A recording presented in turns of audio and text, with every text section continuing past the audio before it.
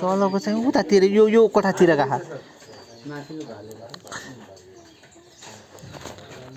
ए ती बस्न ती बस किन यस्तो त्यो बाहिर निस्किन खोज्यो कि अनि मोटो घाडो यस्तो जङ्गलमा देख्यो अन्त के हो सातो जान्छ सर सकमा जाने हो सकमा त केही माइन्डले काम गर्दैन नि सर पहिला पनि यति हुने हैन यस्तै हो यो त आज खानु नपार्के भित्र हजुर भट्टीको मासु बाघ बाघ मोबाइल खस्दै लाग्यो हो हेर्नु त मोबाइल खस्ला खस्दै भने त सक्यो हैन जान जानु मिल्छ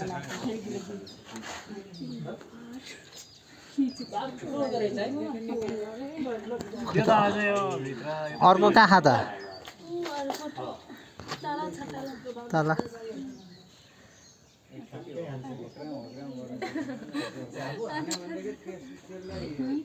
भोको छ क्या त पुरा पेटभित्र पसाइरहेछ बस्यो यार बल चाहिँ फेरि 1 महिना लाग्छ रे रिकभर गर्नु एक झापु हाने बाघले भने सर त्यति इनर्जी खर्च गरेर फेरि अर्को झापु हान्नको लागि परिपक्व हुनलाई 1 महिना चाहिँ उसले चाहिँ रेस्ट गर्नुपर्छ रिकभर गर्नु आफ्नो आहारा बाहेक अरू खाने ठाउँ छैन त्यसको त मसिनो छ मुख त्यसले कहाँ छैन घरियाल गोही यो चाहिँ घरियाल गोही बजार राष्ट्रिय निकुञ्जको वा अन्त बाहिर बस्यो नि त गर्मी भएको नि तिमीहरूलाई भाँड्दा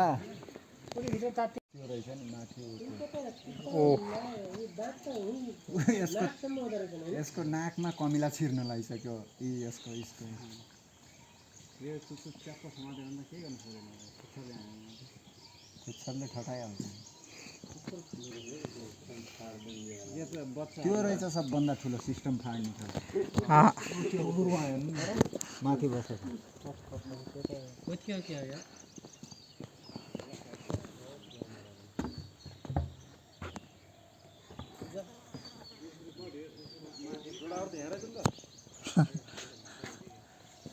सिस्टम फाड्दैन होला जोडा रहेछ ठिकै छ यार यस्तो मान्छे बोल्दाखेरि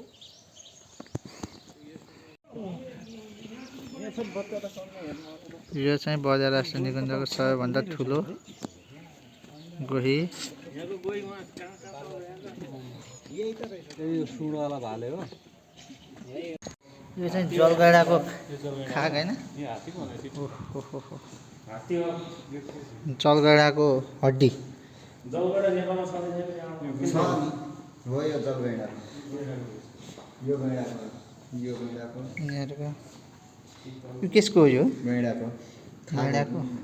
यो बाघ त पाइला नि यत्रो सबभन्दा ठुलो पाइला भने उ त्यहाँ यत्रो ठुलो पाइला भएको बाघ छ त्यो गैँडाको पाखा होइन यताको गैँडा नि बाघ त पाइला यो त वो चितल के हो यो चाहिँ के हो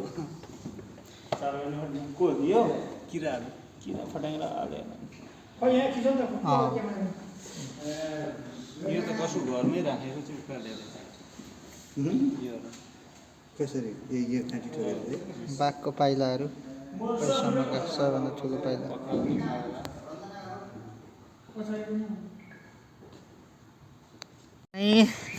थारू सांस्कृतिक झल्काउने यो चाहिँ लडिया